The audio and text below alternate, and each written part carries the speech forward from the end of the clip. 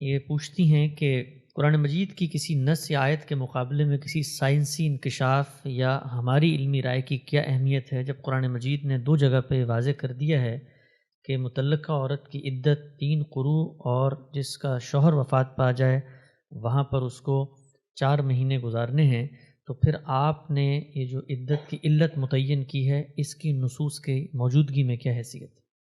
قرآن اپنے آدھا پڑھا ہے، اسی قرآن میں یہ بیان ہوا ہے کہ اگر طلاق کے دوسرے دن بچہ پیدا ہو جائے تو کوئی عدت نہیں۔ اسی قرآن میں بیان ہوا ہے کہ اگر بیوی سے ملاقات نہیں ہوئی تو پھر بھی کوئی عدت نہیں۔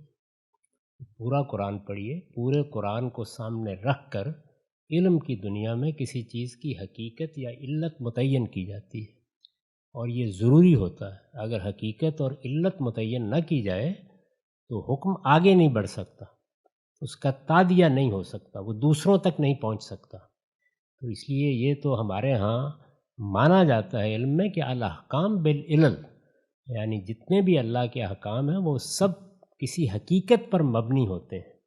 اب مثال کے طور پر دیکھیے کہ رسول اللہ صلی اللہ علیہ وسلم نے سونے پر زکوٰۃ لی، کرنسی نوٹ تو نہیں تھے، اب میں کیا کروں؟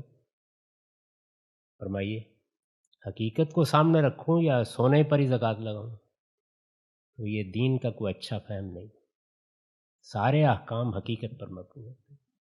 اللہ تعالیٰ نے خود واضح کر دیا ہے کہ عدت استبراء رحم کے لیے ہے، یعنی یہ واضح ہونا چاہیے کہ بچے کے معاملے میں کوئی شبہ نہیں رہا ہے ہی اس لیے۔ چنانچہ دوسرے دن، یعنی ایک عورت بیوہ ہو گئی ہے، آپ جانتے ہیں کہ سبیہ رضی اللہ عنہا کا یہی معاملہ ہوا، چند دنوں کے بعد ان کے ہاں ولادت ہو گئی، ان کے شوہر وفات پا گئے تھے، حضور نے فرمایا آزاد ہو، اب کوئی عدت نہیں۔ عدت کا تعلق ہی اس سے